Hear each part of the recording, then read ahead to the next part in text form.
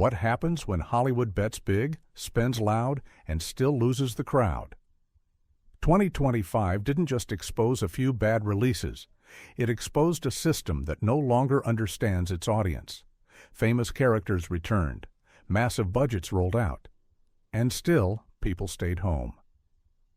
Somewhere in this list, you'll notice something unsettling. These movies didn't fail because nobody tried. They failed because effort alone no longer matters. Let's start with the first cracks. Number 15. Madame Web. Madame Web arrived with confusion baked in. A Marvel title without the usual energy. A character few people knew. Marketing that struggled to define what the movie actually was. Audiences noticed that uncertainty immediately. The opening weekend was soft, reviews were harsh. Online reaction turned skeptical fast. Instead of curiosity, the movie sparked jokes and disbelief. Financially, it was a mess. With a sizable budget and major studio backing, expectations were far higher than what the box office delivered. Drops were sharp. Theatrical interest evaporated. By 2025, Madame Web was still being cited as an example of franchise exhaustion. The idea that every character deserved a film finally hit a wall. This movie didn't just underperform, it damaged trust. Viewers became more cautious, and that caution affected everything that followed. Madame Web became less about one film and more about a breaking point. Number 14. The Crow. The Crow carried heavy history, a cult legacy, a devoted fan base. That should have been an advantage. Instead, it became a burden.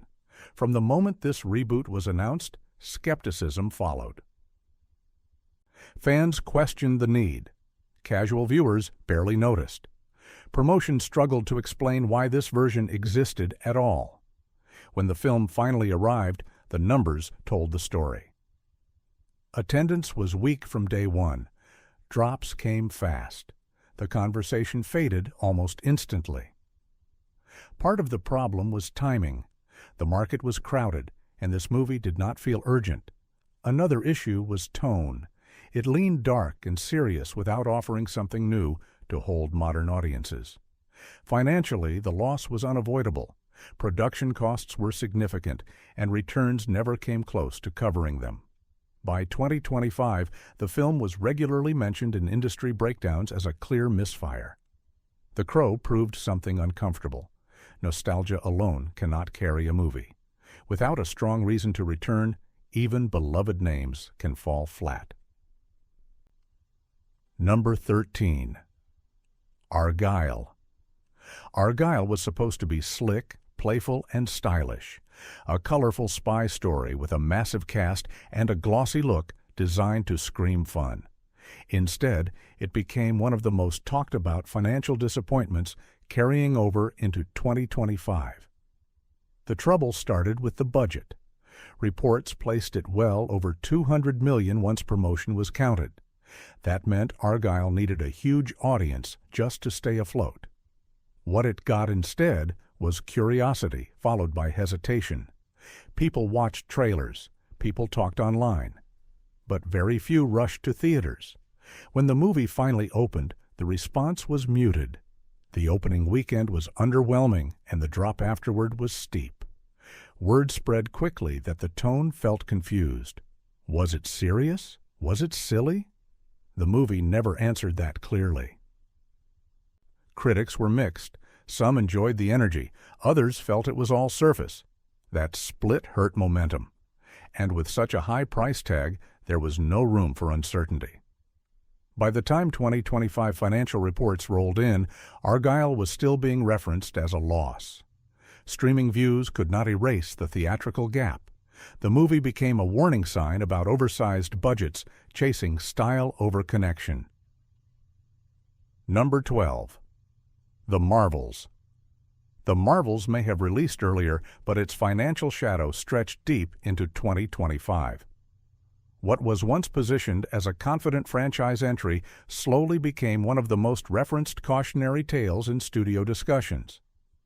This film was expected to perform comfortably. It carried a familiar brand, recognizable characters, and the backing of a studio that had dominated the box office for years. Instead, it delivered the lowest theatrical return in the franchise's history. The loss was not subtle, it was severe. By the time investor calls and annual reports rolled around in 2025, the movie was still being mentioned. Not as a creative experiment, not as a misunderstood release, but as a hard financial lesson. What went wrong was not a single decision. It was accumulation, too many connected stories, too much assumed knowledge. Casual viewers felt overwhelmed and excluded. Instead of feeling invited, they felt behind. The Marvels did not collapse because people disliked it. Many simply chose not to engage at all. That silence mattered. More than any single title, this movie forced studios to pause, to reassess scale, to rethink how much commitment audiences are willing to give.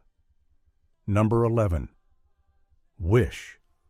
Wish was meant to be a celebration, a return to classic Disney spirit, a reminder of what once made the studio feel magical. Instead, it quietly became part of a larger slump.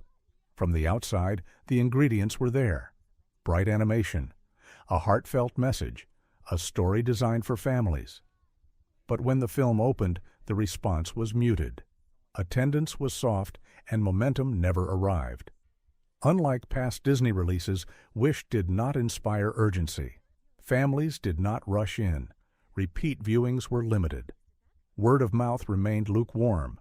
The movie simply drifted through theaters. By 2025, Wish was still appearing in discussions about underperforming animation, not because it caused outrage, but because it failed to leave a mark. Merchandise sales lagged. Cultural presence faded quickly. The lesson became clear. Being pleasant is no longer enough. Family audiences now have endless choices, and nostalgia alone does not guarantee attention. Wish did not upset viewers. It did not disappoint loudly. It just failed to inspire excitement. Number 10. Mufasa, the Lion King. This one was supposed to be a sure thing, a return to one of Disney's most recognizable worlds, a familiar name, a story meant to expand a beloved universe. Instead, Mufasa quietly proved that familiarity is no longer enough. From the start, excitement felt restrained. The announcement did not spark the kind of emotional response Disney expected. Many viewers asked the same question: who was this movie really for? When it finally arrived, the opening weekend was decent, but not spectacular. That alone would have been manageable. The real problem was what followed. Attendance dropped faster than projected, and repeat viewings never materialized. Part of the issue was tone. The film sat awkwardly between epic origin story and emotional drama, without fully committing to either. It also faced stiff competition from newer concepts that felt fresher to younger audiences. Financially, the pressure was intense. With a massive production cost and global marketing push, the film needed strong legs. Instead, it stumbled early and never recovered. Number 9. Furiosa, a Mad Max saga. Critics loved it, fans respected it, and yet Furiosa struggled where it mattered most. This was a bold, well-crafted film tied to a respected franchise. The problem was scale. The budget was massive, and the audience simply was not. Opening weekend numbers were softer than expected. Drops followed quickly. Despite praise for its ambition and visuals, general audiences did not show up in force. Part of the challenge was identity. Furiosa was a spin-off, not a direct continuation. For casual viewers, that distinction mattered. The urgency felt lower. By the time 2025 box office reports were analyzed, the verdict was clear. This film did not earn enough to justify its cost. Furiosa became a symbol of a new problem. Quality no longer guarantees financial safety.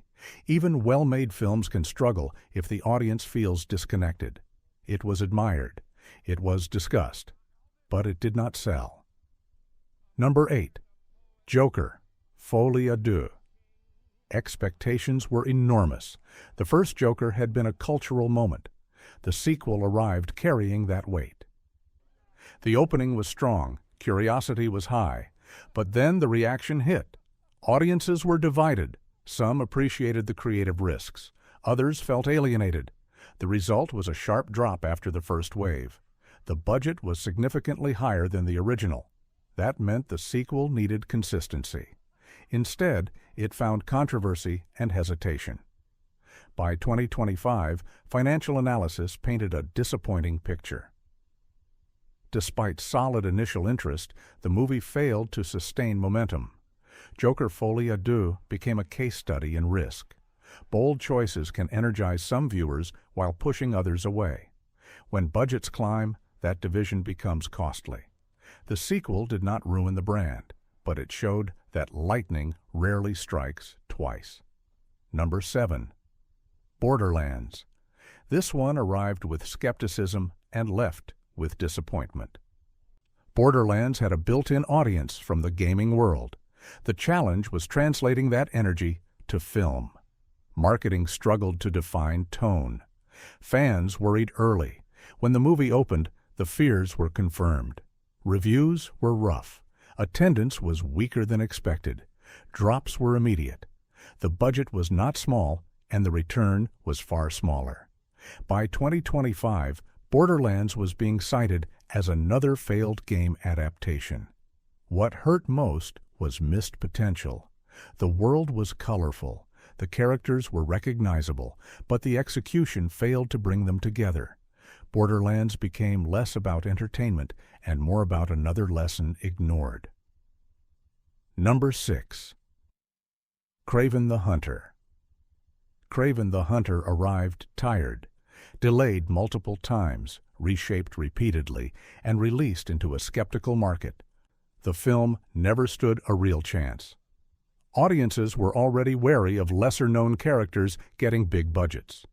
Marketing failed to build excitement. Reviews offered little help. The opening was weak. The drop was worse. By 2025, Kraven was firmly labeled a misfire. The loss added to a growing list of superhero disappointments. Kraven did not fail loudly. It confirmed fatigue, and fatigue was becoming the dominant story of the year. Number 5. Snow White. This one was in trouble long before anyone bought a ticket. Snow White entered 2025 carrying enormous expectations and even larger costs. A classic title, a massive studio, a global release plan. On paper, it looked untouchable. In reality, it became one of the most talked-about disappointments of the year. The build-up was rough. Online reaction leaned skeptical. Fans questioned creative choices. Promotion felt defensive instead of confident. When the film finally opened, the response confirmed those fears. Attendance was weak across multiple markets. Drops followed quickly. Even families usually reliable for Disney releases did not return in large numbers. The financial math was unforgiving. Production costs climbed well beyond initial reports due to delays and changes. Marketing added even more pressure. By the end of its run, the movie failed to reach the level needed to recover its investment. What hurt most was perception. Snow White did not feel joyful. It felt strained. Viewers sensed that tension, and many chose to skip it entirely. Number 4. Thunderbolts. Thunderbolts marked a turning point. For years, Marvel releases were treated as automatic successes. Thunderbolts shattered that assumption. Despite heavy promotion and franchise backing, the movie struggled to connect. The opening weekend was respectable, but far from explosive. The real damage came afterward. Attendance declined sharply, conversation cooled, momentum vanished. The budget was massive, and expectations were higher still. When final numbers came in, the gap was impossible to ignore. The movie failed to reach its break-even point by a wide margin. What went wrong was not spectacle. It was trust. Audiences felt overwhelmed by interconnected stories and unfamiliar characters. The emotional hook was missing. By 2025, Thunderbolts was openly discussed in financial reports as a disappointment. That admission alone was historic. This was not just a box office miss. It was proof that the superhero era was changing faster than studios expected. Number 3. Elio. Pixar once defined reliability. Elio redefined risk. This animated feature opened to the weakest debut in the studio's history. That alone sent shockwaves through the industry. Behind the scenes, the project faced creative changes and delays. By the time it reached theaters, the final product felt cautious rather than confident. Families did not rush in. Reviews were mixed. Word of mouth failed to build. International markets offered no rescue. With a production cost around $150 million, the loss was significant. More importantly, the message was clear. Original animation now faces an uphill battle. Elio did not offend, it simply failed to inspire urgency. In 2025, that lack of urgency became the biggest obstacle of all. Number 2. Tron, Ares. Disney threw everything at this movie. Huge marketing events, visual spectacle, brand recognition. None of it mattered. Tron Ares opened with curiosity but collapsed almost immediately. Second-week drops were severe. Word of mouth never helped. The cost structure made matters worse. Production expenses were high. Promotion was massive. The final worldwide total fell far short. While the brand still holds value elsewhere, theatrically this was a clear failure. Audiences admired the look but did not connect with the story. Tron Ares proved that atmosphere alone cannot carry a film. Without emotional investment, even the most polished worlds feel empty. In 2025, shine without substance no longer sold tickets. Number 1. Kiss of the Spider-Woman. This was the most severe collapse of the year. Kiss of the Spider-Woman did not just underperform, it vanished. Theatrical turnout was shockingly low. Many viewers were unaware it had even been released. Per-screen averages were among the weakest of the year. The financial structure made it worse. Acquisition costs, production expenses, awards positioning, all of it added up to a massive loss with almost no return. Promotion was minimal. Confidence appeared low. The release felt like a quiet retreat rather than a launch. By the end of 2025, this movie stood alone, not because of controversy, but because of silence. Silence became the verdict, and it was brutal. So what do these movies really tell us? Budgets keep rising, but patience keeps shrinking. Audiences are choosing carefully now.